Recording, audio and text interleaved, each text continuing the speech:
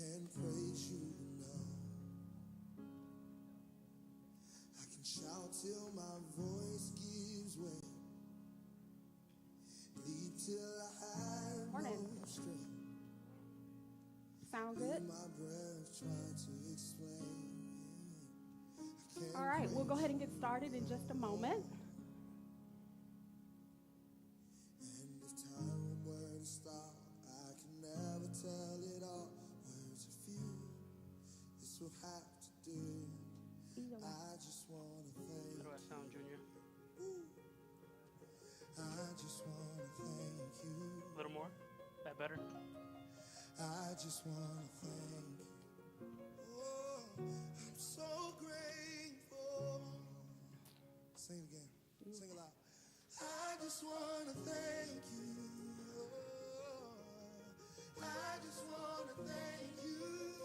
Yes, I do. I just want to thank you. I am.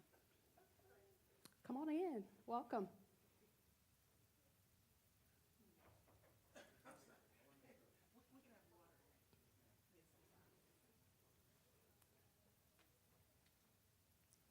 Well, good morning and welcome.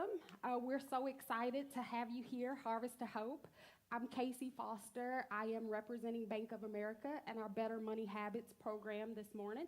And I'm joined by my fellow colleague, Gerardo Calderon, as well as Tammy. Tammy's going to support you. So as you need anything, if you have questions or anything, Tammy's your liaison today. So we appreciate both of them joining. And then Gerardo's going to help me facilitate the session.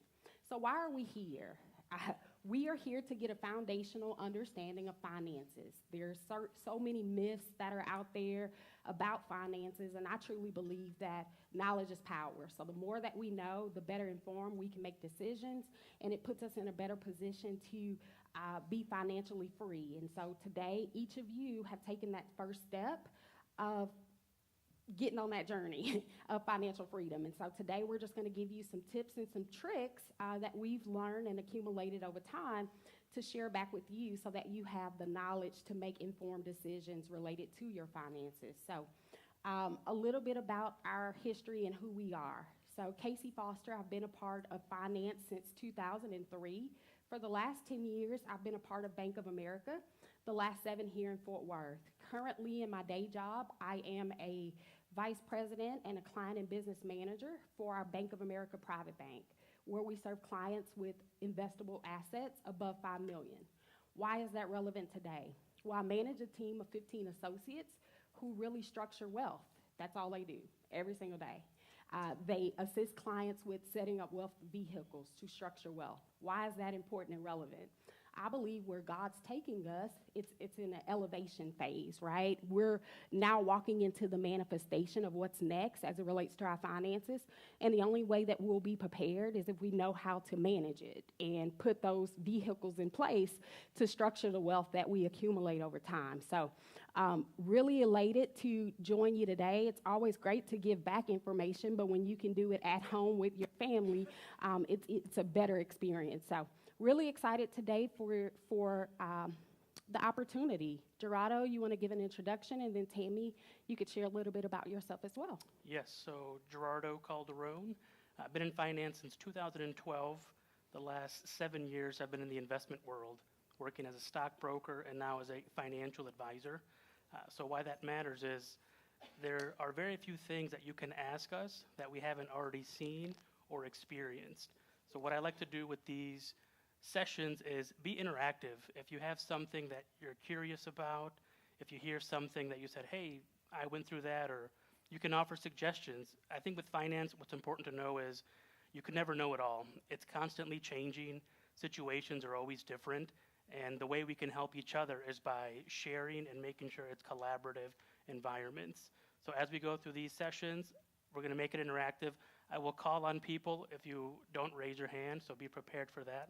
I'll apologize in advance. But I think that's the way we can learn and grow together. So thank you very much for your time. I'll pass it over to Tammy.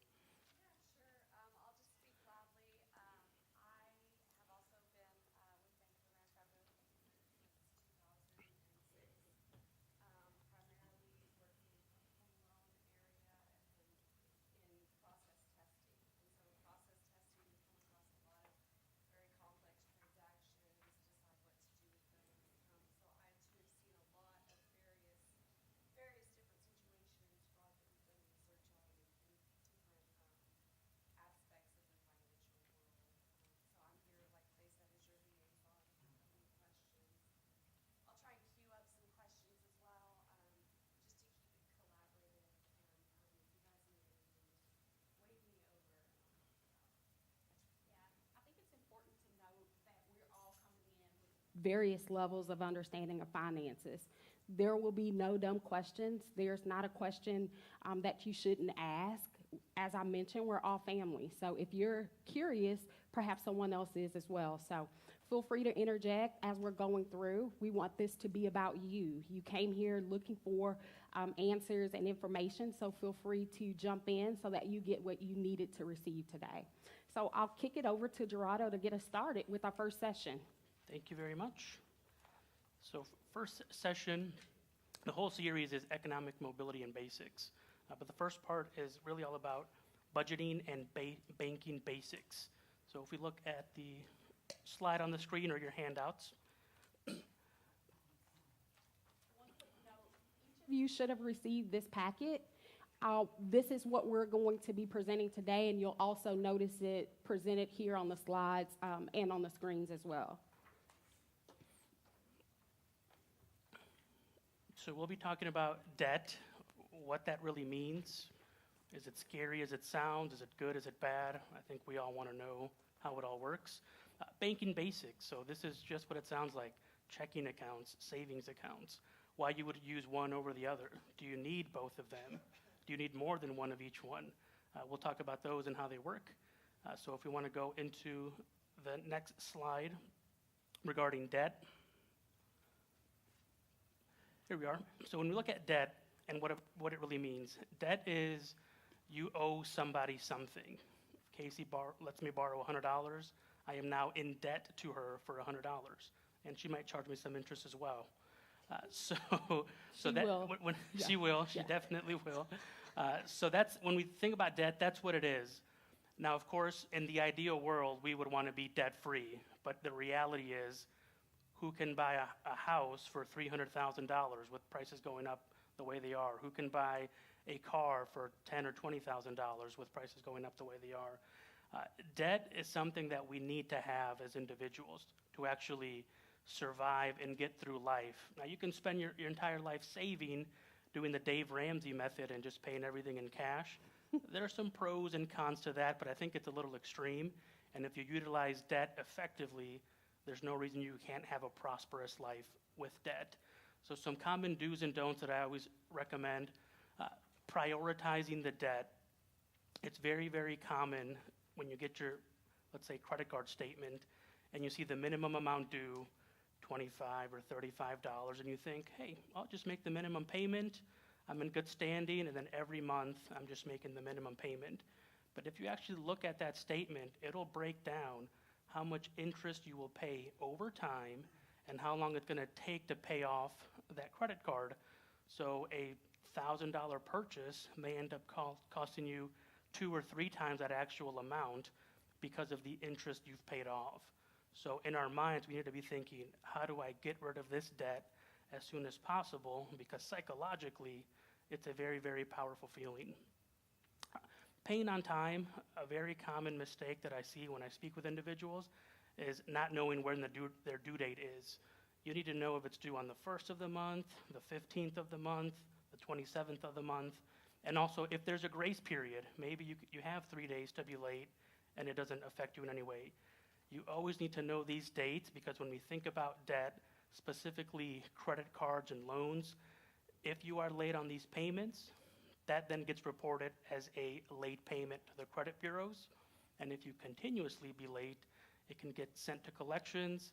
You then have derogatory remarks on your credit scores, which when you go to buy that house or that car, you may not get approved, or you may get approved at a very high interest rate.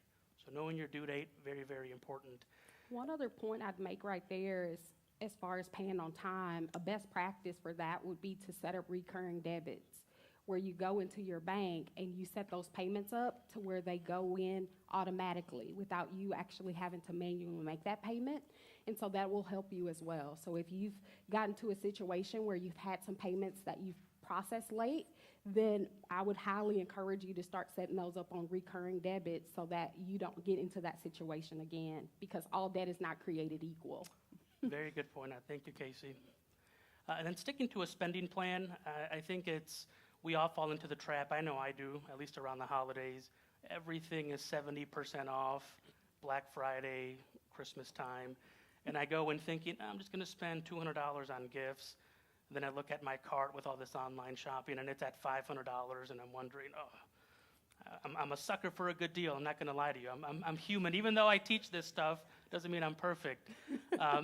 But you have to stick to a spending plan. You have to know what you're buying and how much it costs, especially right now. If you've been to the grocery store recently, milk, eggs, all of that is $1 or $2 more than it used to be. And that's something that we absolutely need. So now those quick trips to the aisle where you just grab something extra on the way out, that's going to add up to $20, $30 every trip. And over time, that's really going to affect your budget. So sticking to that spending plan, having a list is definitely a way to stay out of debt. Some don'ts that I always stress that are important. Paying the minimum, I know we talked on the importance of it, but as we said, you're going to pay more interest that way. And I understand that sometimes we can't pay more than the minimum. Financially, sometimes we just can't do it. We're not in that position. But we need to make a conscious effort to say, I have this extra $50. Do I want to go somewhere nice to eat or buy something that I don't need, or do I want to pay off this debt? So that's something you should always be thinking about, and it'll help you with health.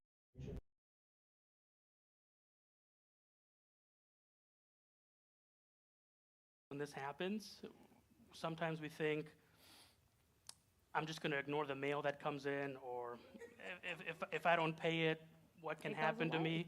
Yeah. I'll tell you what can happen to you. This will get sent to collections. You'll have bill collectors calling you.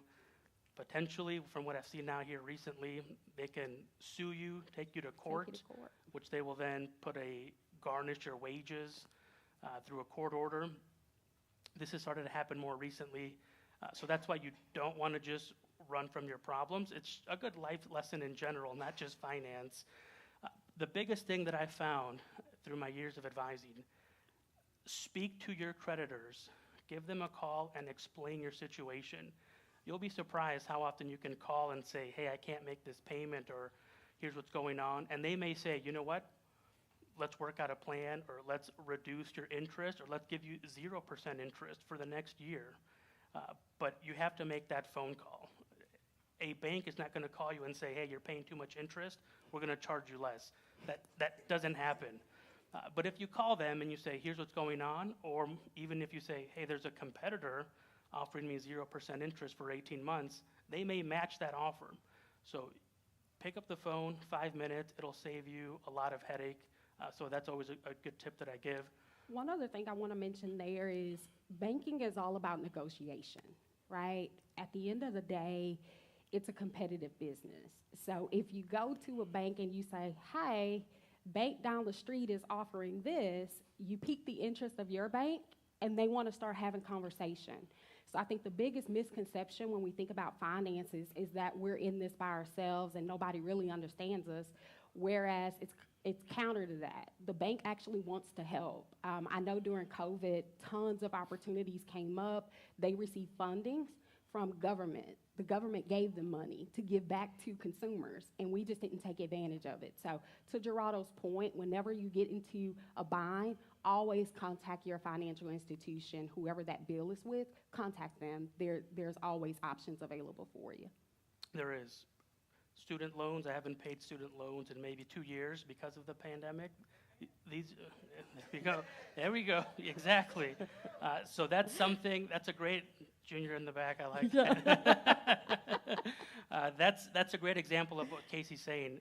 Banks, they'll work with you. It's a lot cheaper for a bank to try to retain you by giving you some kind of assistance than losing you as a client and trying to get somebody new. So use that power that you have as a client to your advantage and just speak with them. And then shopping till you drop, we talked about it. That's my weakness. If I saw a tractor on sale, I'd probably buy it, thinking it's a great deal.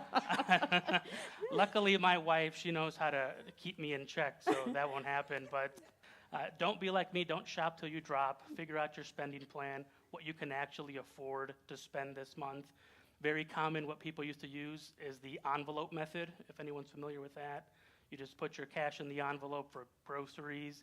Looks like Tammy's used that before from what I saw. It's a great way to keep you out of debt. Tammy, do you want to describe how that works, the envelope method? Sure. So I use it similar to, like you said, within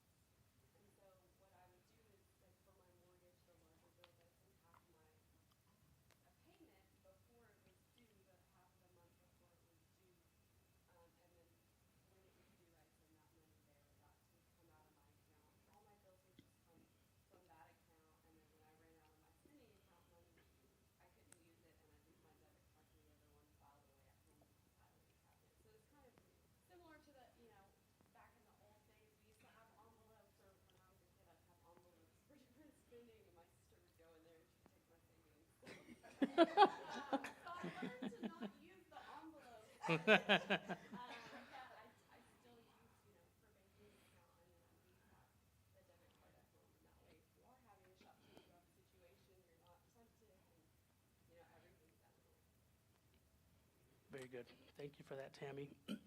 I think it's always important to show a visual. If you're similar to me, I have to see things for it to actually register. So to Gerardo's point earlier when he was talking about interest, if we look here on the screen, it'll show you if you pay just the minimum amount on a payment of $100, it'll take you 23 plus years to repay that. And in interest, you have paid them now an additional $5,300. As opposed to just adding in an extra $75, so your payment is $175. You'd have 3 years of repayment and $1,000 in interest. So going back to the point of just paying that minimum payment, I know it's attractive when that credit card payment bill comes and it says $25 as opposed to the statement balance of $1,200. Don't be tempted to do the 25. Just add in a little bit extra. And whenever you get a raise or some extra funds come in or somebody blesses you with something extra, add that to that payment so that you don't spend that 23 years adding in $5,300 extra to a bill. Very great visual. And these numbers only get higher. That was just a $100 example. So when we look at debt, two very common strategies that I see, and I focus on debt because I think that's very important. Most people have debt. I have debt. I'm sure many of you in here have debt. So we need to figure out ways how to pay it off. Snowball method, which is very common. Again, Dave Ramsey. Does anybody here follow Dave Ramsey or use Dave? Okay. We have one in the back, Dave Ramsey. Yes. I have a love-hate relationship with him. I think 95% of what he says is great. I'm 100% behind him. There are a few things where I think he gets a little extreme. But the snowball method, I think he has a good point here. The snowball method it's really about looking at your debt, so credit cards, student loans, car notes, whatever it may be. And then whatever you owe the least amount on, you pay that first. Ignore the interest rate. Just look at, this is a $200 bill versus a $500 bill. I'll pay the $200 bill first. The reason this is very impactful is your mind, you see yourself getting rid of these debts, which good thing. I remember when I first paid off my car and that title was mailed to me and the bank was saying I'm going to take our name off of it. It just felt really good knowing that this 5-year commitment that I had was finally paid off. And the snowball method is designed on that. Pay these accounts first, and then it'll encourage you to keep paying off your remaining debts. The high rate method, also known as the avalanche method, mathematically will be the better option for you because of the interest you save. So the high rate method, it doesn't look at the balances you owe, it looks at how much interest you owe. So if you have a debt with a 5% interest rate and one with a 20% interest rate, you're going to go for the 20% interest rate first. So from a math standpoint, that will be better for you. But sometimes our debts with the higher interest rate have a higher balance on it as well. And we may feel like we're just paying and paying and paying, and we're not getting any progress, and it'll discourage us from making those payments. So to that I say, look at what works best for you. All of these things, no financial plan is a one-size-fits-all. You have to look at your situation, how you're feeling. The important thing is that whatever plan you decide, you stick with it, and you keep making these payments. I want to hear from you. So these are two strategies. I know several of you raised your hand about Dave Ramsey. What are some strategies that you incorporate currently in your day-to-day as it relates to debt that you found successful? Anybody want to share? Yeah. Yeah, I've done the snowball method. Actually, I do that quite frequently, and I just recently did that to pay off one bill. So that one works for me the most because I can just take the money that I paid on that bill every month, and now I can move it over to the next bill and pay that one off. So it almost like doubles it up for me. So it works for me. Good. Sounds like a shift. That's what I heard. Okay. Anyone else? Mrs. A? I have something that I do. I call Finance Fridays. I have my own tutoring business, so I'm self-employed, you know, and I really have to pay attention to where my money is going. So I created a little spreadsheet, and I was actually looking at this. This is kind of like the same thing, Mm-hmm. but I have it literally every single month from the first to the end of the month. How much did I spend? Because at the end of the year, when I have to get ready to do my taxes, I now have a profit and loss statement that I can just give to my tax preparer. But it's the small things for me. I've been using, for example, online grocery orders. Pick them up instead of going into the store, because sometimes when I go into the store, I go down other aisles. Add extra. And I get other things that I don't need. But if I'm like, okay, this is what's on my list. Plus, it saves me time. I don't have to go into the actual store to do it. But that's been huge. If I say this week I'm going to spend X amount on groceries, that's what it's going to be. And that's been really helpful. But just constantly looking at my money, and what you said, setting up the automatic payments, that's been huge as well. Just Great. being mindful of that. Thank you for sharing. Anyone else? Good.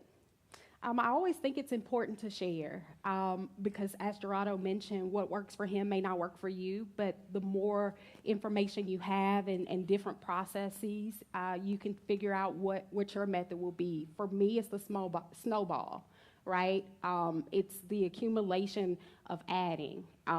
For me, I love to see things move off. It's almost like that checklist when you can just scratch it off. So once I see, man, this bill is done, I give myself a pat on the back, because I think it's always important to celebrate small wins as well. So paying off a credit card, paying off any debt, that's an accomplishment. So just being able to celebrate in those successes are important. So maybe start with a snowball, see if that works for you, and then kind of transition onwards. But great feedback. Thank you for sharing.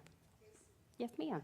I just wanted to say, and I appreciate your comment about being intentional. I think that is part of the fallout, is that we're not intentional on a consistent basis. Yeah. Because success will come if we stick with the plan. Yeah. And getting a plan and sticking with that plan is very helpful. And I appreciate you sharing that about your life, because that's the start. It's a of start. success. Yeah. You need Yeah. the purpose. You need to have a purpose. Okay, so if we want to look at banking, which is the next slide, I'll let Casey talk to us about checking and savings accounts. Sure. So going back to the foundation, right? In order to manage money, I know we have people who say, you can't trust banks, put that under the mattress. But it reminds me of a story from the Bible. We're here at church. I realize this is Harvest to Hope and not International Harvest. But when we think about it, God gave different treasures to different people. Some people hid them. Some, they went and they made it double and triple in size. And I look at that similarly to a bank account. How do you accumulate wealth? You can't do it in the mattress, right? So if you're going to have a growth mindset, you have to have a vehicle to place it. That's what a checking account is. It's a place for you to store funds so that you can use them as needed. And a savings account is a place for you to hold money so that you don't use it. And so that to me is simple. It's pretty simple. You put the money in there so that you have it. It can accumulate interest just depending on the account. The things that I always say is look for free checking accounts, right? Interest rates are not high right now. Nobody's paying you $5 and $10 a month to keep money there, so you want to make it manageable for you. What's important? Is it important to have various banking locations because you travel? If so, you want to look for a bank that has multiple locations. If it's important for you to do paperless billing and do things electronic, then you want a bank that offers you free checking if you do everything online. So it's all about being intentional and being strategic with what works for you.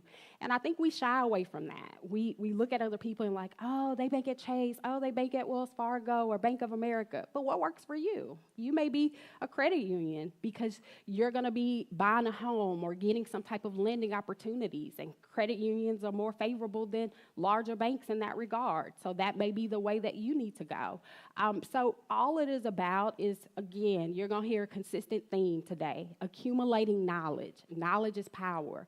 Whenever you're going to jump into anything new, you want to research it. So researching banks. It's a simple Google search. What bank is best for entrepreneurs? What banks are best for retirees? What banks are best for military families? And then you'll see a list. And then you'll do a side-by-side comparison. What are the fees? What are the rates? What other perks do they offer? Those are the things that you want to explore. And all of that you can accomplish and open through a checking and a savings account, which helps you advance and prepare yourself and your family for the future. So that's all we'll spend there on that particular side, unless there's anything you'd like to add there, Gerardo. I think we had a question. Oh, yes. Sean, everybody. Hi, Sean. Quick question. For those who are, what would you guys say for those who are kind of veering away from banks and leaning more into Crypto. because of the lack of accumulated interest in the bank? Wow, you're This There's is a whole the 2-hour expert. session Yeah. that I can give on that. But, a lot of people are saying No, it's a great question. Yeah. I'm trying to think how to form this without speaking so much. Crypto, when you think about crypto, think of it as an investment. So the thing about checking and savings accounts is they're guaranteed. They have FDIC insurance. If your bank falls off the face of the earth, you still have your money up to $250,000, which is the guaranteed limit. So no matter what happens, it's safe. When you look at cryptocurrency, you're correct. It can grow a lot faster than a checking account, but that's not guaranteed. It can just as easily go down and go to zero, and then you're out of luck. Thanks for playing, you've lost. So I don't want to say crypto is bad and you shouldn't have it, but trying to utilize that as a checking account or your only account for growth, probably not the best idea, just because of the added risks involved. Yeah. You look at that as residual income is the way I would look at crypto, right? It's more of an entrepreneurial type of product. You want to add income back by investing a certain amount and getting a return back. So to me, that's separate from a checking account to what he mentioned, because that's guaranteed, right? Anything happens to Bank of America tomorrow, if you're an account holder, your money is guaranteed. You put it in that crypto, $250,000, you're investing, it's great, you just got a $10,000 dividend check. Tomorrow, that fund hits a bad point, you've lost $250,000 and it can't be recovered. So that's it's the risk that's assessed. Correct. Yeah. And that's with a lot of things. The more risk, the more reward you can take. I can go buy a lotto ticket for $2 and hopefully make $100 million. It may not happen, but if I lose, I've lost that $2. So crypto is a similar idea. But we'll come back to you, Sean. There's something when we talk about checking and savings accounts, and then what you can do when you have excess money in the checking and savings. You can do things like investing in crypto as well. So we'll come back to it. Morning. John mentioned that cryptocurrency was actually listened to a talk radio station on way in about finances. And like I said, being an entrepreneur is good, but they basically say if you're going to do that, make sure you don't invest your mortgage or your rent into that crypto. But also, he mentioned also that the big difference is between the financial institution and cryptocurrency is not regulated. Sure. Very good point, Jeffrey. Thank you for sharing that. Yes, so banks and those institutions, there are certain rules and bodies that oversee them. It's to make sure that we don't run into a 2008 financial crisis again. There's now regulations in place for that. Crypto doesn't have that yet. There's no one that oversees it. And there's been stories, in fact, there was one recently about a certain cryptocurrency that had, I think it was $600 million stolen from the account holders because it's just not overseen, and it's a lot easier to have those breaches. So there's added risk. Of course, there is a lot of added potential, and we've all heard stories of people putting in money and they become millionaires overnight. That's very, very uncommon. but still can be a part of your plan, and we'll come back to you, Sean, here in a little bit.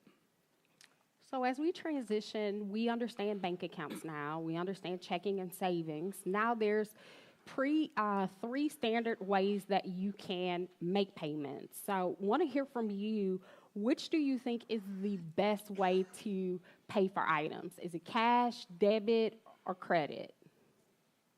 Cash? All three? All three?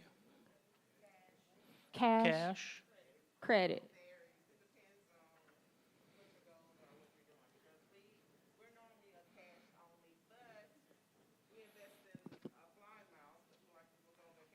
Uh-huh.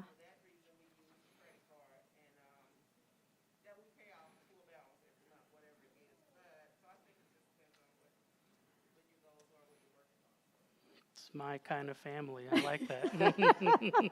I'm big on points and frequent flyer miles, yes. What's your name? Shirley. Miss Shirley said it correctly. It's all three, right? It depends on where you are. Cash is great, right? I've heard cash is king. I disagree, but I've heard it, right? You do need cash. It's important. Debit's important as well. It's similar to cash. It's just faster, right? Faster processing. And then you have credit. Gerardo said he had a love-hate relationship with Dave Ramsey. I have a love-hate relationship with credit. I think it's great because it gives you power to buy, but then it also could put you in a bind if you don't have that discipline like Miss Shirley, where you pay off that balance every month, and then you get caught. So to your point, all three are great. Right? We just have to build the discipline in which one to use at the appropriate time. When do you use cash? You would use cash when you have it. That's the starting point. If you don't have cash, you can't use it, right? So you use cash when you have it, but you want to be disciplined with it. I see oftentimes you get that $100 bill, and it seems like you make that first purchase, and you went from $100, now you have $5, and you're like, what happened? Right? So if you're like me, you can't carry cash. You just can't. It doesn't work. It just burns through. We don't keep it very long. But the debit, we can make choices. And it's almost like the devil and the angel sitting on the shoulder. Well, what are you going to do, Casey? Are you going to buy it or are you not? Well, don't you need to save? You know, you have this conversation. And so it puts me in a better position to make that responsible decision where I'm not being impulsive and I'm just spending it because I see it on my balance and it's available, but I'm not equating that, okay, next week I have 10 payments that are going to hit that account and I don't have a deposit that's coming in.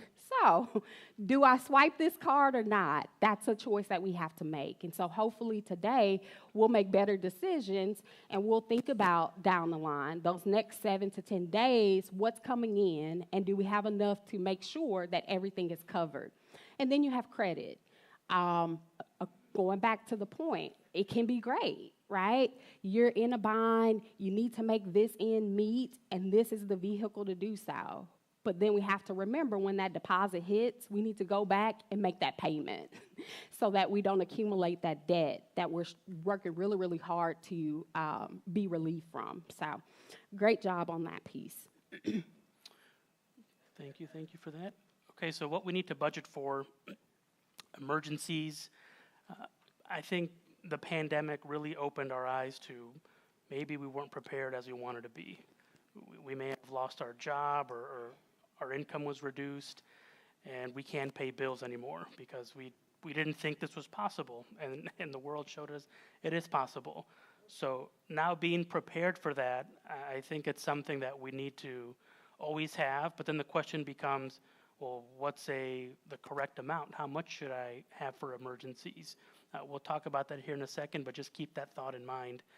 Paying down your existing debt, I don't want to keep hammering at that nail, but the quicker you can pay it off, the more you save and the better it is for your financial situation, just reducing that debt. Think about your short-term goals. So a lot of times when people come to me as an advisor, they think I'm here to tell them how to spend their money or only talk about long-term. That's not the case at all. My job is to make sure whatever your goals are, we meet them, and it's okay to take vacations, or maybe you have a wedding coming up, or you want to do something in the next year or two. That's fine. Let's figure out a way to make that happen. So it's all about understanding what you want to do now, what you want to do in 5 years, what you want to do in 20 years. But having those goals are very, very important. Your retirement, there's such a thing as student loans. We can use that for school. There's no such thing as retirement loans. Once you retire, that's it. You can't borrow from the bank and say, hey, I didn't save enough. Can you give me more money? It doesn't work that way. So starting now, and a lot of times I run into, particularly the younger generation, 18, 19, 20 years old, that say, well, that's 40, 50 years from now. I don't have to worry about it. That's not the case at all. The sooner you start, the better. Because as we looked at the snowball method where things can grow over time, your retirement is the same way. You may start with $20 now, but that 20 then becomes 30, which becomes 100, which becomes 1,000, and it just keeps snowballing and growing even more. And then education. I know some of us had student loans, which we were happy about the forbearance going on. Investing yourself in education, the studies show those with a degree will make more money than those without a degree. But that comes at a price. You do have to invest in that. It's not free. So having that goal of how can I pay for education, or how can I get through it without a massive student loan debt when I finish, that's always something to have on your mind as well.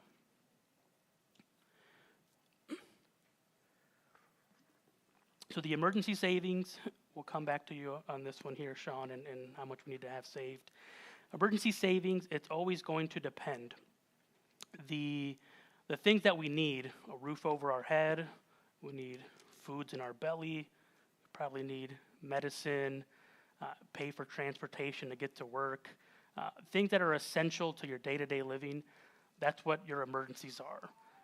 Having cable or internet, yeah, it's nice, and I like watching the Cowboys on Sunday, but I may not need it, so that's something that doesn't have to be in our budget.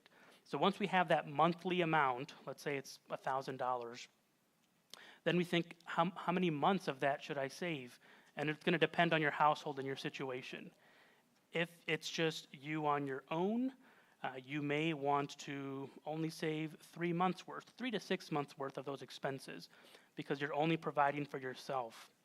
When you have a family, let's say it's myself and my wife, now we're supporting each other as well. So we may want to stick in the 3 to 6 month range, but we also have a son, so now we have an extra person to provide for. So that may be 6 to 9 months. And if one of us is the primary breadwinner, we're not making the same amounts of money, which happened for a while when my wife was a social worker. Very, very necessary, unfortunately very, very underpaid. So I was the primary breadwinner, so closer to the 9 month range, because if I lose my job, her salary wouldn't support us. So understanding your family dynamic, what income supports what, will give you an idea of how much savings you should have. And then beyond that point, that's where you can begin to invest in the cryptocurrencies, in stocks, bonds, etc. That's when you know, okay, I've covered all my expenses for right now. I have some extra play money. Now I can choose what to do. Does that make sense, Sean? Okay. I found this area to be the most alarming, I'd say, when the pandemic hit, where people were not able to kind of shift over, where you think about kids are not home full time, and so the increased groceries and just different expenses that went up, whether it be light bills and different things, because an emergency fund wasn't there. So I would really, really encourage you to spend some time here, because we don't know what's to come.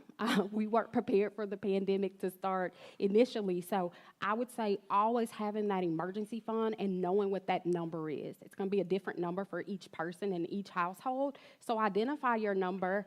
I challenge you to do that this month. Identify what your emergency number is, and then put a plan in place to get there by end of year, right? I think oftentimes we're like, hey, you got to do this in 30 days, 60 days. Things take time. And so if it's something new, give yourself that grace and that time to work in a plan, and challenge yourself to get there by end of year. Mm-hmm. Is just like for emergency savings, I keep a fireproof safe in my house. I have a week's worth of cash in that safe with all of my documentation. So if anything were to happen, I have a week's worth. I can go stay in a hotel. I can take my family. We're safe. I have documents, copies of, Social Security cards. I have actually the original documents in the safe, and then copies of like driver's license and stuff, just in case anything happens in the safe. So it's just another idea of what to do with some of your emergency savings. That's awesome. She learned from her sister, dipping into her envelope. Get into this Yes. safe now. Yes, that's true. Did you have a question, Charvel? Oh, okay. All right. So this next part, I'm sorry. Hi, I'm Laverne. My question is, you guys mentioned cryptocurrency, and I've heard it a lot lately. Once you make an investment and you receive a return on that investment, is it possible to move the return and put it into a checking and or savings account, and while keeping the original investment that you made? I'm not sure how it works, so that's why I'm asking. Yeah, very good. Great question. That's exactly how it can work. You can always sell a portion of your investment. It doesn't have to be all or nothing. So if you made $100 and you want to sell that 100 to put it in your checking account, and you've only invested your initial principal, is what they call it, that's perfectly fine. Just keep in mind, as your investment grows, that does become taxable. There's no getting away from the tax man. So he says, hey, Laverne, you've made $100. We want our share of that. So just be prepared to pay those taxes once you sell the investment. The part that I'm really excited about, if you know me, you know I'm a planner, and I believe in execution. And so the only way that we change today, I believe the first step is just the mindset, right? Our mindset is open to receiving the information. Now we need to go to the practical piece. How does it all come together? So you'll find in the packet that you received today, there's a worksheet. It's called a spending plan worksheet. This is how it all comes together today, right? In just a moment, we're going to pair you up in twos. So if you came with a spouse or anyone, then you can work together. If you came by yourself, then find a friend. We're going to work in twos. What are we looking for? We're going to look at this worksheet, and we're going to identify what are our nice-to-haves, that nice dinner, that new shirt, those new pair of shoes. Those are nice to have. And then we have our must-haves, your home, lights, phone, those types of things. So we're going to look at this, and we're going to identify areas of focus. Are we focused on the right things? Are we focused on the must? Are we focusing on the nice? And so we're going to come together, because I believe that if we're together, then it won't be as intimidating. And I believe a lot of finances, to Pastor Brenda's point earlier, we get intimidated by it. It's scary. So if we have a teammate or somebody that's going to walk and hold our hand as we look at this document, it won't be so scary. But actually what it is it has different categories for us of expenses. And then what do you plan to spend? So we're going to look at this in a month view, right? So within the month of April, since we're just starting out, what do you plan to spend as it relates to each of these categories? And then your takeaway, it's not going to be homework, because if you're like me, I look at homework and then it's done. So it's going to be a challenge, because that's something I come back to. I'm going to challenge you at the end of the month to take a look at your individual sheet and look at your actuals. What did you actually spend? Did you stay on plan? Did you veer off? And if so, we've gone over quite a few different tips that you can implement into practice to get back on schedule. So we're going to give you about 6 or 7 minutes to look at this document with a teammate or a friend. So pull up with someone if you came by yourself. If there are not enough people, then pull up with one of the 3 of us. We're happy to sit with you and help as well. So we'll do 6 minutes starting now.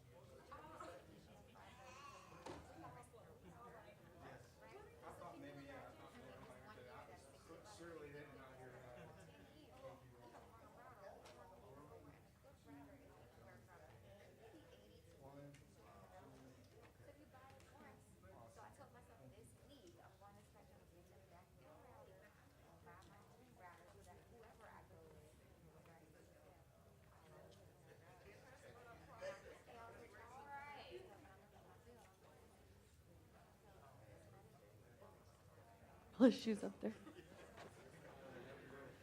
All right. So, who wants to tell us some findings as you were going through your budget? What were some things that stood out to you? And Gerardo did let me know he's going to start calling on people because it's getting too quiet. So, Sean, you had a... Well, we came up with a group discussion that I'm the only person who still has cable. And I need to get rid of that because that $221 Yeah. going somewhere else. So, so it's not a my must goal have. for the week That's high. All right. is just keep internet and get rid of cable. Yeah. YouTube TV, it'll cut that in half. Yes. Get an antenna, $12. YouTube TV, yes. Hi, y'all. My name is Dee. When I looked at the worksheet, I find that my grocery bill is extremely high. And I remember going to the commissary one day, and I had set a goal, like Ariana said, that she do Uh-huh. shopping and stuff. And I went in the commissary, y'all, and I didn't expect to go in there and spend. I had a budget in my head. When I come out the commissary, I had spent $233. I was in the room crying. I was like, what did you do? You were supposed to go in there and get this, and this. And I ended up walking out the commissary with $233 worth of groceries. So I find I have the budget with the eating, and it's just three of us. How? Like, it's just three of us. So Okay. I need to fix that. One thing that I can suggest on that is just trying to spread out the time that you actually go into the store. Try to do some of it online. Remove stuff. Look back at your cart. Do I really need this? Mm-hmm. Remove it, and then try not to go as many times, and then you won't be as distracted. Try to put those blinders on when you go in, because they set up the store to attract you to all of that. Pastor B. Yeah.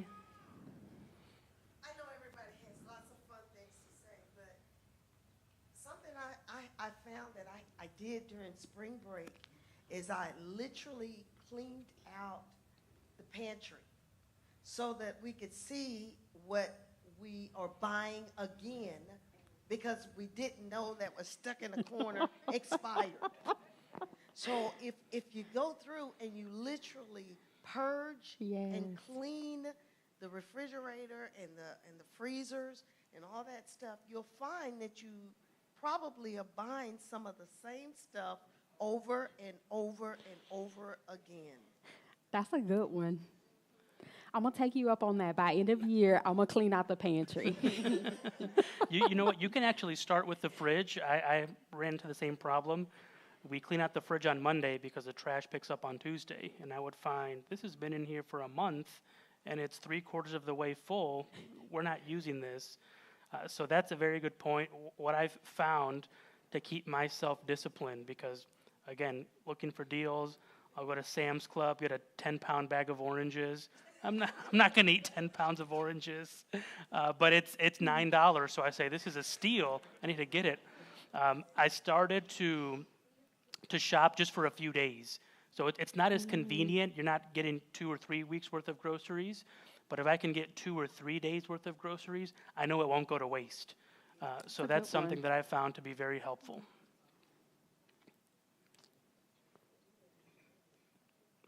Something that I wanted to share that I know this, but it really just opened up my eyes. So just a little backstory. First of all, I'm Randy McCrary, and what I did as I'm doing this and I'm looking at this list, my husband did it 20 years ago. We have a mine, his, and ours account, right? And so ours is all the bills and all the good stuff that we need.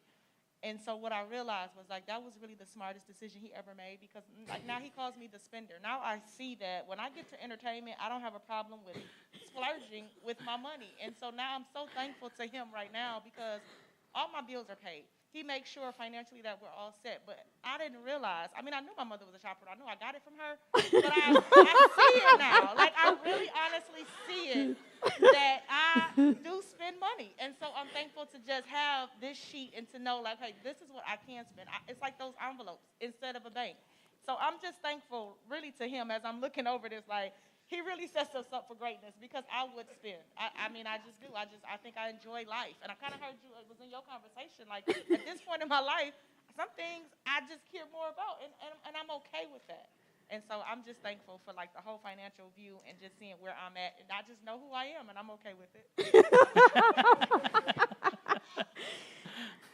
Well, good. The whole purpose of this sheet was to bring awareness, right? To get some light bulb moments for some things to start kind of clicking for us. I believe that, you know, nothing you do should be cookie cutter. So you don't have to use this worksheet.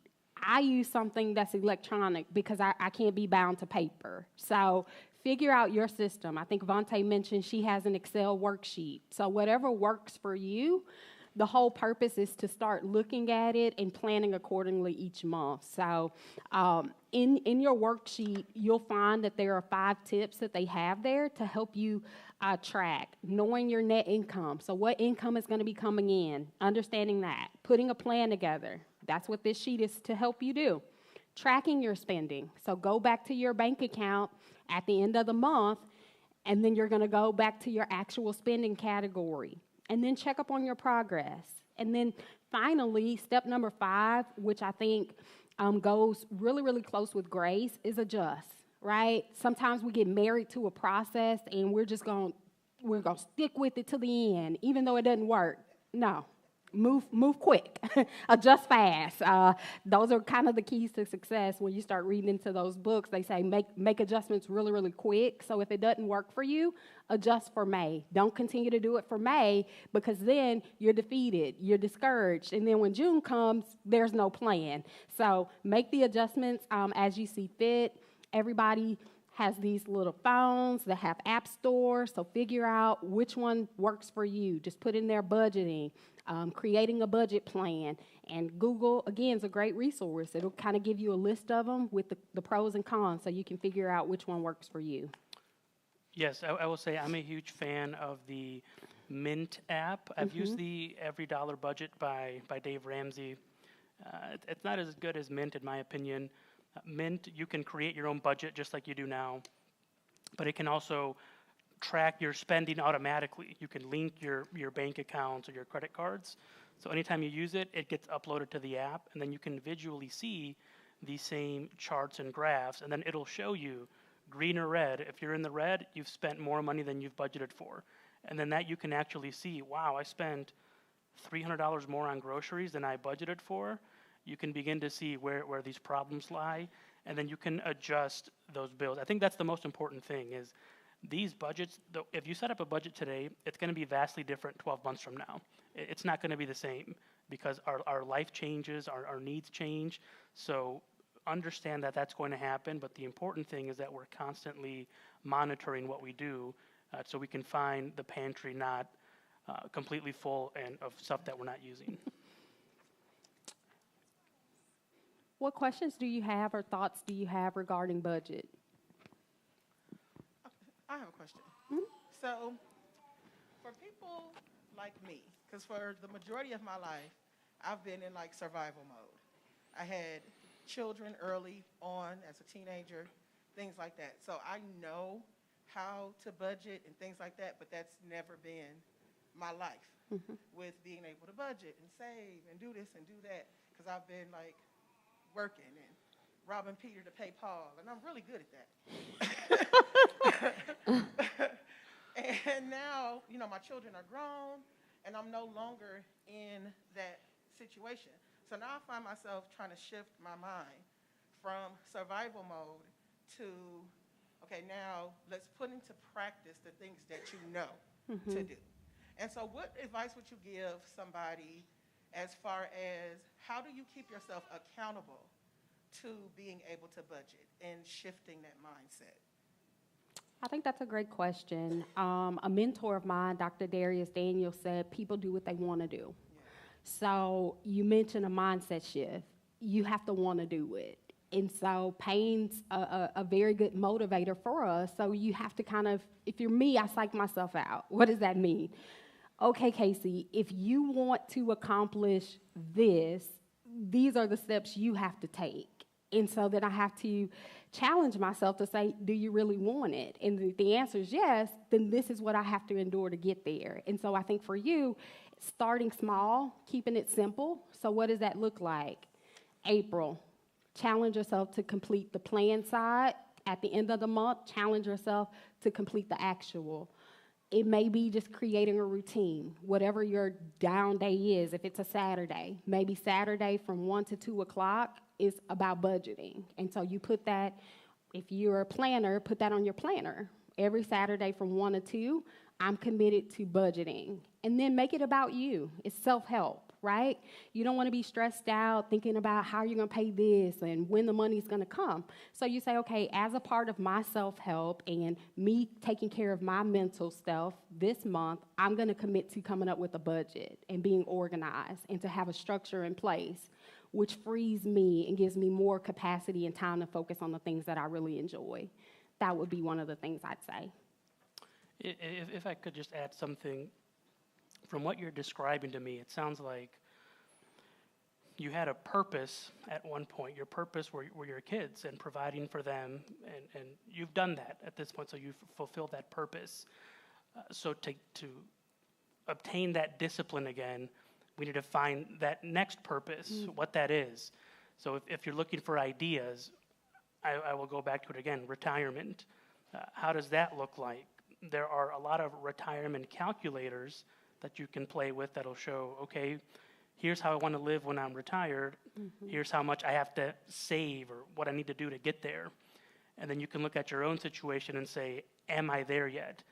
And if you're not there yet, you've found your purpose. Here's what I need to do to get to this point of where I want to be.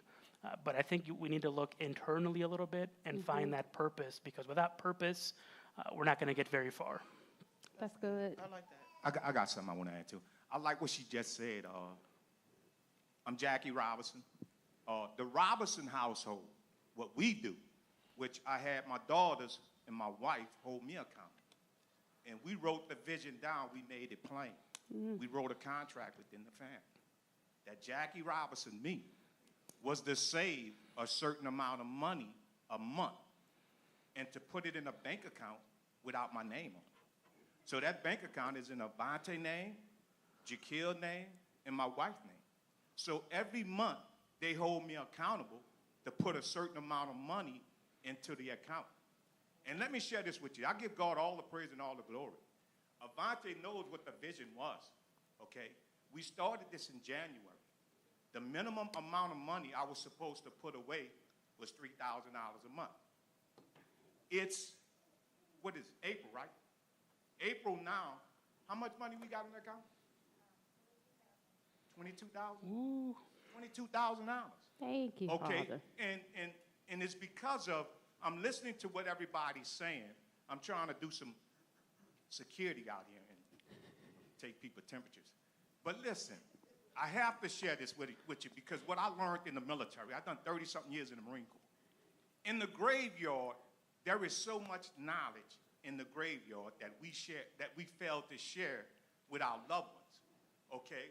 My wife and I, prior to retiring out the Marine Corps, as a sergeant major, I was going to lose $5,000 a month. So my wife and I touched and agreed and said, what do we need to do to make up for that loss? So we thought about real estate.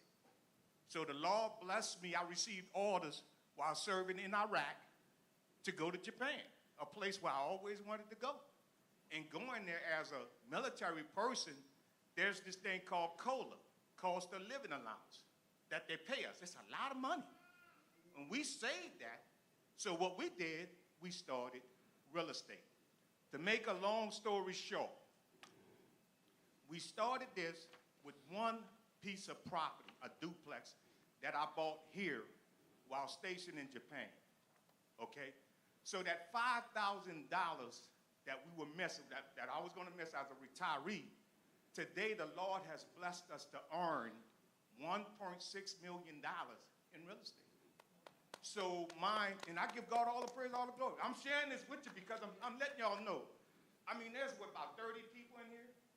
Every month, the Robinson household, we got like 30-something people a month that goes to work, in a sense, for us, and at a certain time of a month, 1 through the 5th, they pay us. And it's called rent. It's called rent. And it's amazing that we allowed our money, right, the money that the Lord has blessed us, made us stewards, to go to work for us. And it's something that I learned about money. It's 3 things, and I tell my clients this. You don't never, ever have to worry about money getting sick, going on vacation, or taking time off. Put your money to work. Put your money to work for you. This is real. It's happening. It's a lot of people that are doing this. But, Michelle, back to you. Get somebody that's going to hold you accountable. Write the vision down. Make it plain. Sign the contract, and I'll be glad to hold you accountable. I will be glad, because if you fail, you're going to give me 10%. It's as simple as that. But that's something that the Robinson family, again, I'm not boasting and bragging, because if you look at my business cards, you will see we're just stewards of God's property. Yes. I don't own anything. But I can tell you this, the woman, my wife, will never, ever have to work in her life. Yeah. My daughters, the Lord called me home, and my wife, they don't have to, because we set it up. God gave me the vision. We set it up so the family, the Robinson family, can be taken care of. And what I'm sharing with you all, I don't keep it to myself. God gave me the vision. I'm going to share it with you. And Michelle, I love you because you're a prayer warrior. Get somebody to hold you accountable. That was great. Thank you for sharing that.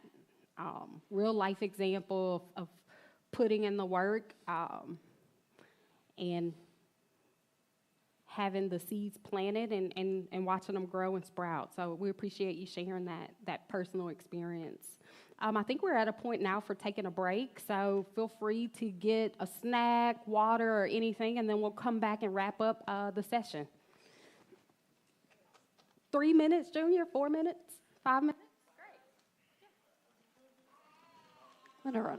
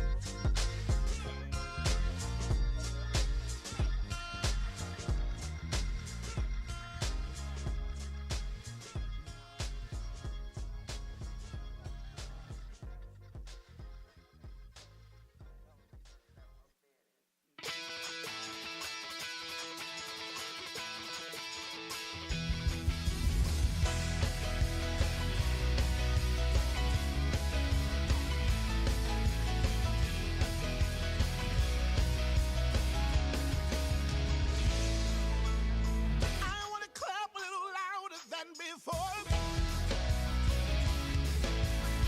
I want to sing a little louder than before. I want to jump higher than before. I want to shout louder than before. Yeah. Come on and say, freedom, freedom. God, I thank you for freedom, freedom. I love you, Jesus, for freedom. I want to clap a little louder than before. I want to sing a little louder than before. I want to spin wilder than before. I want to shout louder. Yeah. Hey, I want to say, freedom, freedom.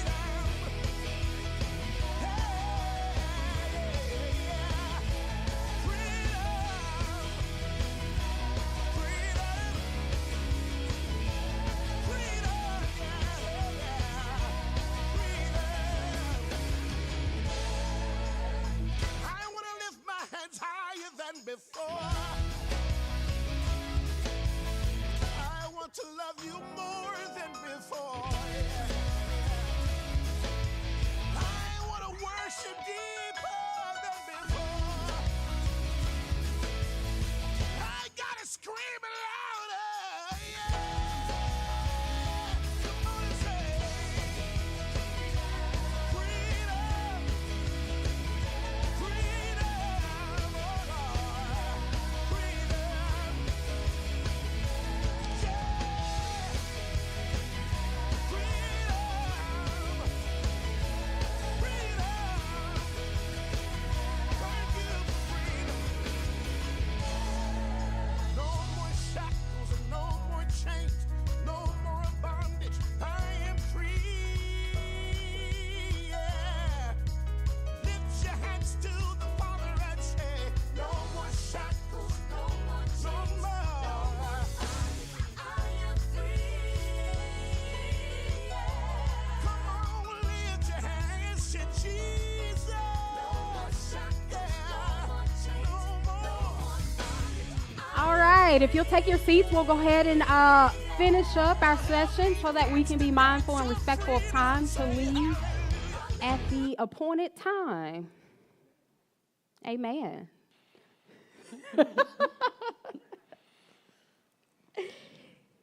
These next two sections, one is going to go over income and paychecks, and then the other is how you safeguard accounts. We're going to, I won't say breeze through them, but we'll move through them very swiftly because we want to be mindful of questions that you had as well. So we want to make sure we have enough time allocated for Q&A. So we'll jump right in. Junior, did we have any questions, or you want us to come back to them after this session? Okay, perfect. Okay.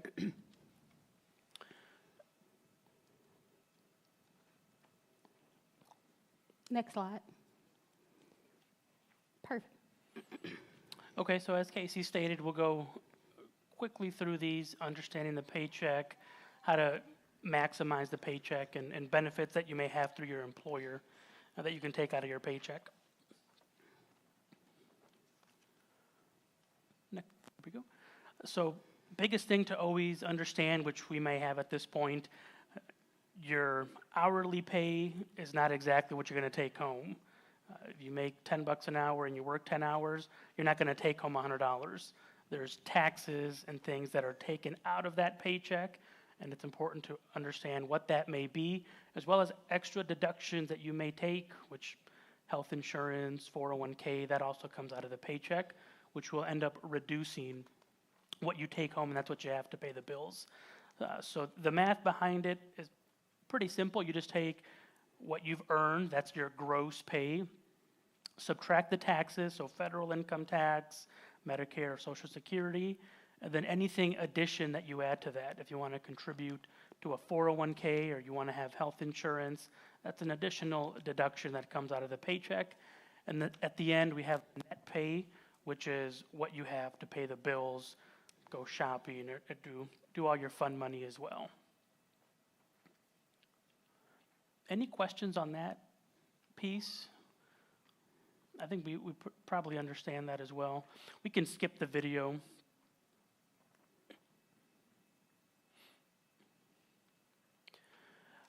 And then when it comes to health insurance, just something very easy to know. What you pay for health insurance, how it comes out of the paycheck, understanding things like co-insurance, there's a cost. Your insurer will probably pay the bulk of that cost, and you pay whatever's left. Usually it's 20%. Of course, there's deductibles in there as well. But understanding how that works is always a good thing to know. And then resources that are available. This is going to go into federal programs and aid. Sometimes our income isn't enough to make ends meet. It happens. But it doesn't mean all hope is lost. There's certain programs available from the government. SNAP is one of those programs, or they call food stamps, where you can get groceries and buy that. All of these you do have to be eligible for and qualify. But this is something that you can always look up to see if you can utilize it. Food pantries, that's a great website you can go to where you can go to food pantries and get food and get groceries. Career One Stop is one that I like because in addition to careers and job training, Career One Stop actually has a lot of scholarships that you can find.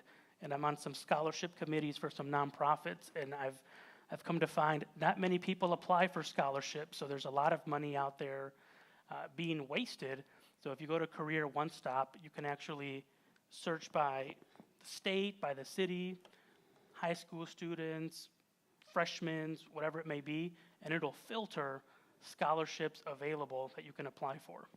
So Career One Stop. I want to make a mention, even if you don't need these services, I think it's always great to give back. So look for opportunities to be involved. Food pantries, community links, one that we're partnered with here at IACF. Union Gospel Mission as well. So just find ways to give back, even if you don't need to take advantage of any of the resources. There's someone there that you may be able to change their life and really help support.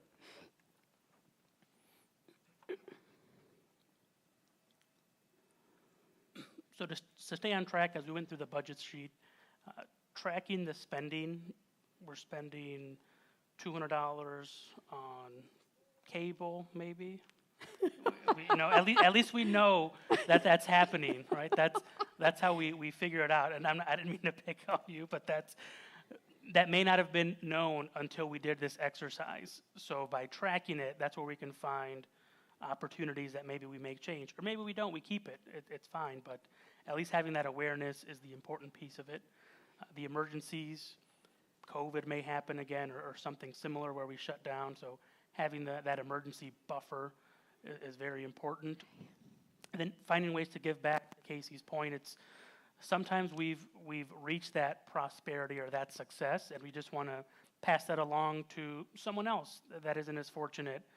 So it's good to give back, and I always say it's a large part of why I like to do these seminars as well.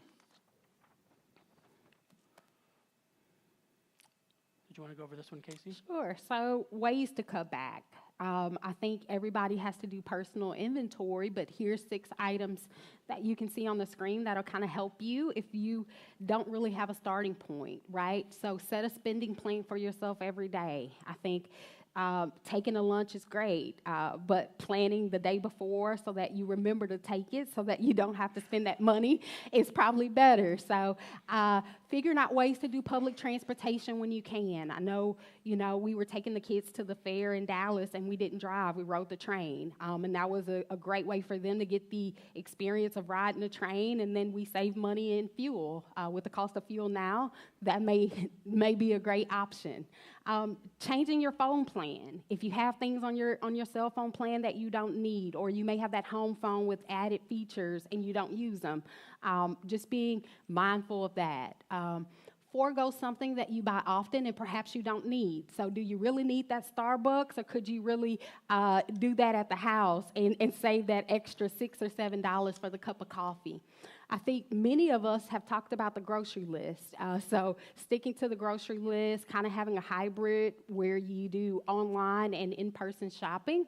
And then, as I mentioned, packing food. So this must be a cue for me, because I think in January I committed to taking a lunch, and I haven't taken it one day. So I am going to pack a lunch on next week, and I'm going to give an inventory report and let y'all know how successful I was. But in all fairness, these are just some ideas to help you get started. But as you see, it's pretty simple things. So you take inventory and see what works for you. We need you to sign a contract with Jackie Robinson about your I'm lunch, not ready yet. about bringing lunch, hold you accountable. I'm not ready yet. Baby steps.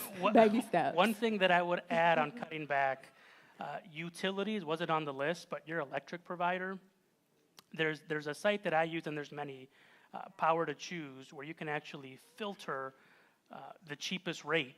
And I have zero loyalty to electric providers. So I just switch 1 year to the next. My contract expires, and you can always get a promotional rate for new customers to get the cheapest rate possible, and it'll save you a lot of money. So make sure you utilize that to your advantage.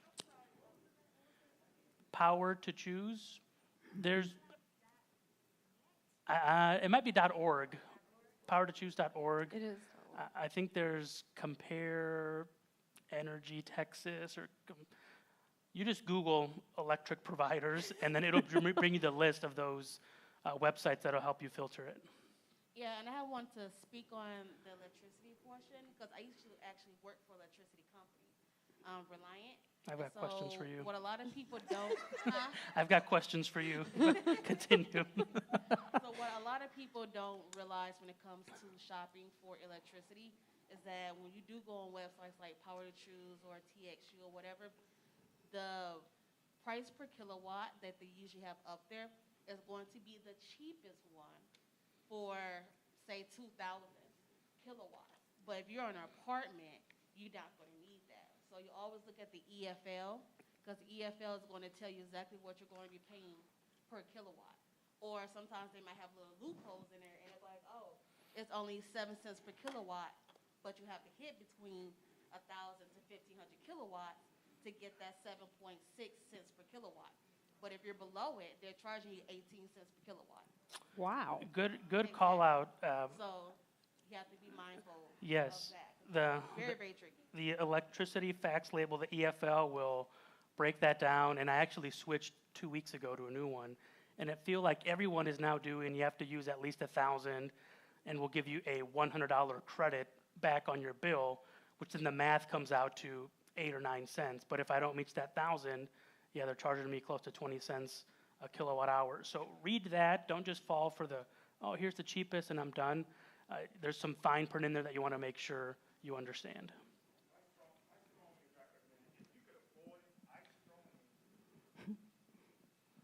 I strongly recommend solar. If you could buy the solar panels, you'd be surprised. I mean, my bill, the house that I live in, you know, the average, my bill is like $15 to $20 a month. But this month they said, Mr. Robinson, well, you don't owe nothing. We owe you.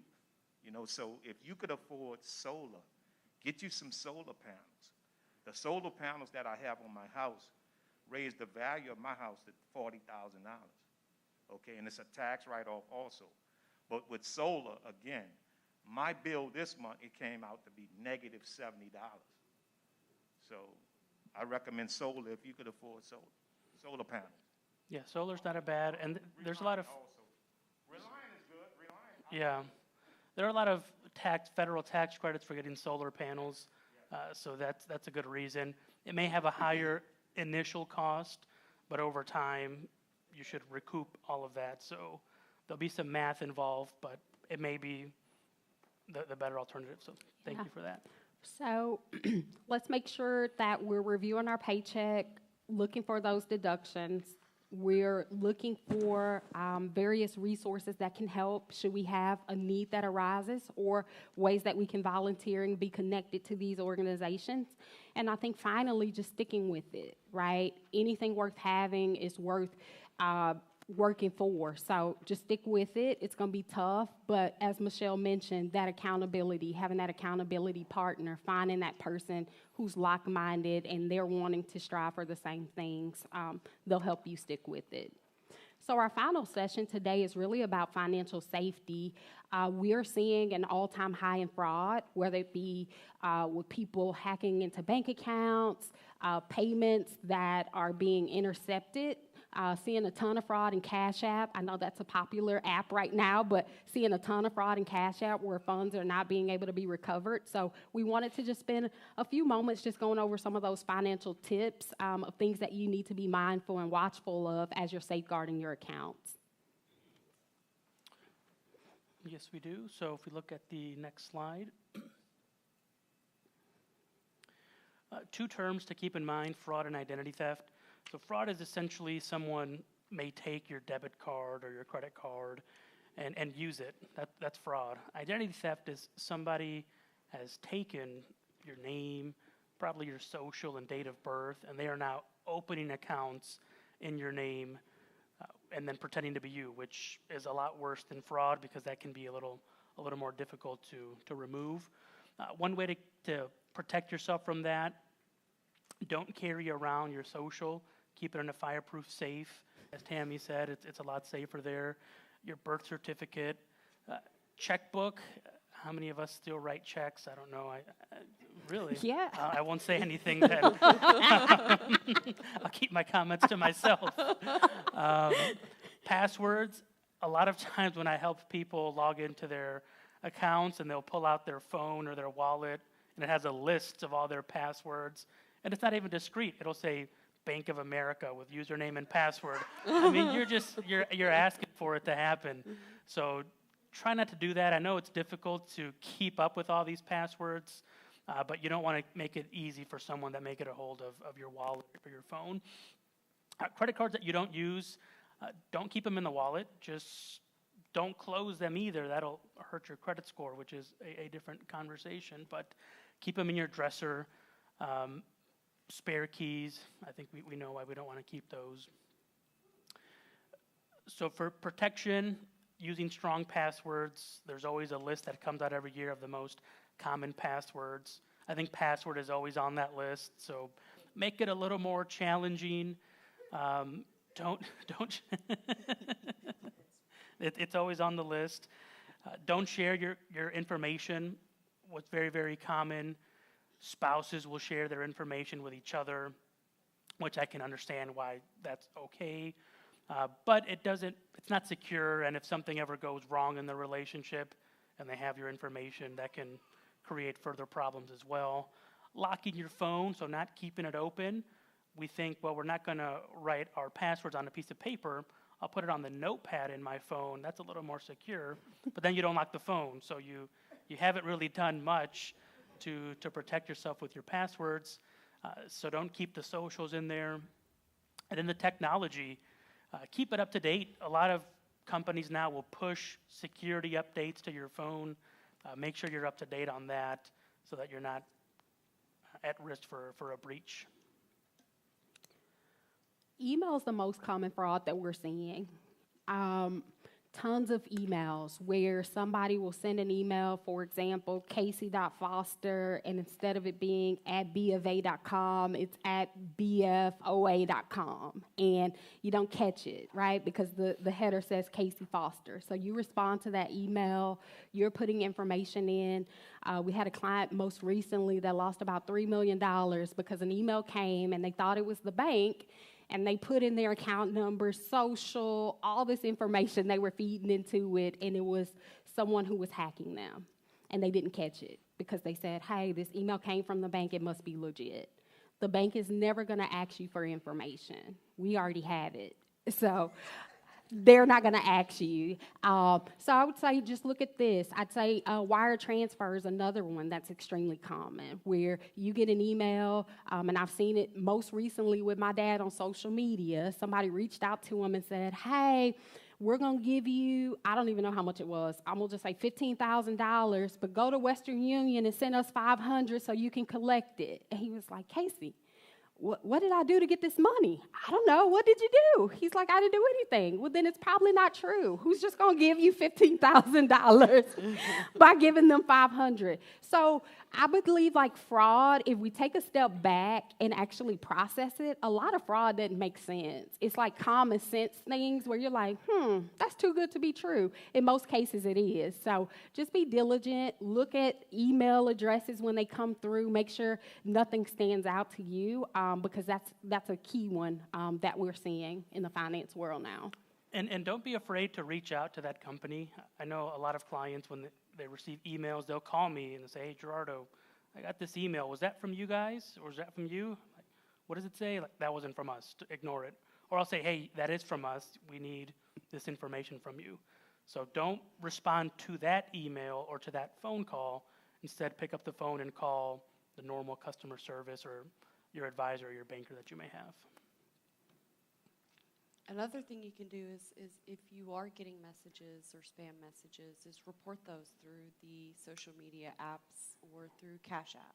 I've actually had people do the same thing where they reach out to me on social media and say, I won some money, and send a screenshot of my Cash App to them so that they can get my username and send it to me. So I reported them immediately, and a lot of these companies are getting hit really, really hard, and so having the information from the consumer will help them actually do the research behind the scenes, and there's a lot of work that they do to research that fraud. Payday loans, I think, it's a short-term solution, and sometimes it's the only viable solution that there is. Just be mindful of those. Look at it as a short-term fix, right? So if you get into a situation where you absolutely have to get it, fine, but pay it off as soon as you can. You pay a ton in interest on those things. They get your account number. There's a lot of fraud that could be happening through those. So just avoid them at all costs if you can, but if you absolutely have to have it, just be in a position to try to pay it back as swiftly as possible.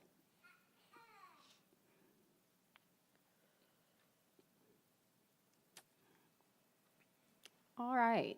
So if you experience fraud, what do? First step, call your bank. As we've talked about throughout today's session, banks want to hear from you. It's a part of how they're measured. If we're being honest, they're measured based on outreach to clients. So contact your bank. They're there to help. File a police report. That's the way that you legitimize the fraud or the impact of what has happened, by putting something in writing with the police that's on file that helps you and protects you. I think number 3 is the biggest miss. The first thing we want to do is contact the bank. Hey, we need to get our money back. But what about the long-term effects if somebody has stolen your identity? Then now they're opening credit facilities, new accounts in your name, and you're not safeguarding yourself. So be sure to contact the credit bureau so that they can put a freeze on your credit report, and that protects you. So that would be the one thing I would make sure that we're doing there. Does anyone know how to check their credit report, where they can see what's going on if accounts have been opened? There's a site, annualcreditreport.com. It's the only site where you can get this. It's from the government, I should say. You can get credit bureaus. You can get it for free once every 12 months, and it'll have all of your accounts listed on there. The way I like to do it for myself personally is I'll do it every 4 months. So 4 months is one bureau, 8 months is another bureau, and then 12 months is the third bureau. And I just repeat this cycle. They will generally have the same information. That's why I don't do it all at once. But it's good because you can see, hey, I never opened up this credit card. What's this doing on here? And then that's how you can spot fraud.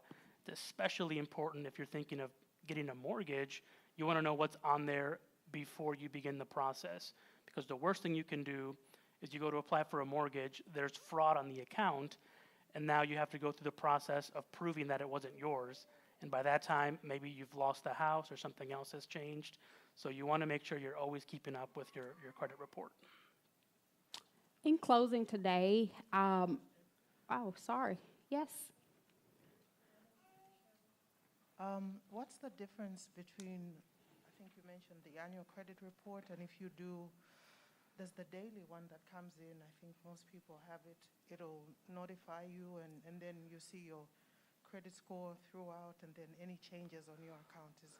Which one is better? Or Very good question. So your credit report itself won't have your actual score. Your credit report only has the accounts on there, late payments, etc. Your credit score is the number that has been assigned to you by that particular credit model. Now, what's important to know is if you have the bank app or you go to Credit Karma or Credit Sesame, whatever it may be, they will give you your credit score, but it may not be the actual score that's used by banks. There are dozens of different models, whether you're buying a car, getting insurance, buying a house. It might be Vantage, it might be FICO. So your score will likely be based on the Vantage model, which may not be exactly what a bank will use. So keep that in mind. Also, that may be delayed a little bit. It might be a few weeks or a few months delayed. It may not be up to date, but the annual credit report will be up to date once you apply for it that minute. Mm-hmm. So that's good for monitoring, to your point, right? So that you're getting the alerts of what's happening. And what he's saying is more of a comprehensive viewpoint of what accounts have been open and are tracking on that report. So both will be great to use. Both are good. I use Credit Karma regularly to keep it up to date, but I like to get the official one just so I know officially where I stand. Yep. So we do have a few questions. This concludes the presentation. So today you learned about budgeting, banking basics, you learned about safeguarding your accounts, and then establishing a saving spending plan so that you can help track your spending and build those great habits for financial freedom. So now we want to hear from you. What questions do you have? I believe that we have a few from the chat, but then we want to open it up for you as well. Any here in person? I'll read some of these if nobody has any immediate questions. So the first one is, what is a website for the electronic version of the workshop? Where can they pull this information? BetterMoneyHabits.com. BetterMoneyHabits.com is the website. You'll find on there, even if you have children, they have courses that are catered to children to help them understand finances. So for various levels of where you are, they have home ownership, if you want to create a business and looking for business funding. So it's different workshops that are on the website that you can take advantage of as well. we got a question. And I'm sorry, probably most people know the answer to this, and it might be a silly question, but Not at all. so for savings, I know usually it's once you've paid everything and you've allocated everything on the budget, and then what's left over, is there like a number, a percentage? Just in case, maybe if you're lucky enough to have a lot more staying over, is there like a figure, a percentage of the income? I wouldn't say a percentage or a figure. I think for me, I always say start small. So if it's $25 where you go into your paycheck and you say, each time I get paid, I want $25 to go into my savings. To me, that's a starting point. And then once you go in and look at your emergency plan and you get that number, you'll be able to identify, along with your saving plan worksheet, how much more you can increase it. But starting small, to me, is always great. Okay. Great question. I'll read off the sheet. Some of the other questions were, what is your take on 401k, and what are your thoughts on borrowing against a 401k? I'll let Gerardo, this is what he does for a living, so I'll let him step in on that one. 401k is absolutely a necessity. It's a way you save for retirement. It's tax-free as long as it stays in the 401k. You can invest it So as Jackie was saying, your money is working for you, tax-free, and it just grows for a very long time. And depending on your employer, they may match what you put in. So you can get free money just by saving money for retirement. So 401k may be the greatest account you can have in your personal financial world. Now, borrowing against the 401k, very few situations where I ever recommend it. Reason being is when you think about the snowball and it's growing as you push it down the hill and it gets bigger and bigger, it compounds on itself is the term. If you take a piece of that snowball out, it's no longer growing at that same pace. You've made it smaller, and now it has to work harder to get bigger again. And then the risks involved, if for some reason you leave that employer, that loan becomes due. They don't roll that loan over to your new employer. You have to pay back what you've borrowed. And if you can't pay it all back, that's considered a withdrawal, and now you have to pay taxes on it and a penalty if you're under 59 and a half.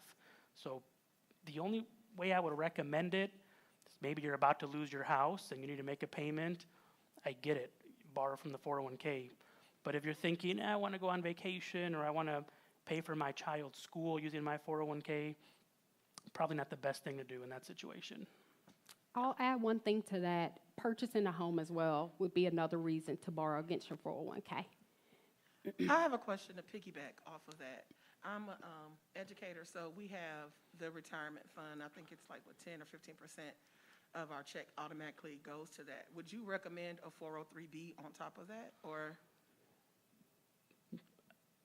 Depends on your situation.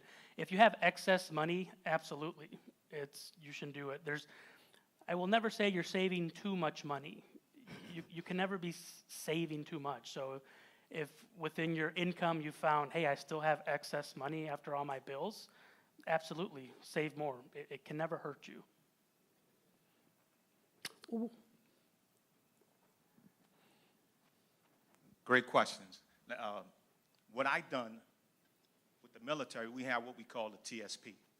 Okay, I was looking at my TSP, and I noticed I wasn't making any money. It wasn't paying me any money. So I closed out my TSP. I took that money, and I went and bought 3 houses at one time, one mortgage. Okay, listen to me. I took the money, went and bought me 3 properties under one mortgage. The mortgage on all 3 of the properties is $850.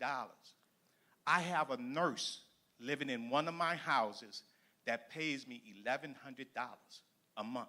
That covers everything. The other 2 houses, they pay me $875 and $825. That goes in my pocket. So my TSP sitting over here wasn't doing anything. So now the properties that I have, now I have a cash flow and I have equity, and that's going to be forever as long as God says the same and we take care of those properties and keep people in it. I have a client that came to me with $200,000. He said, what do I do with this? I'm not making any money. I showed him my portfolio. Today, that client took his $200,000 out. He's making $20,000 a month rent now. Oh, I think that's a great story. Yeah. Yeah.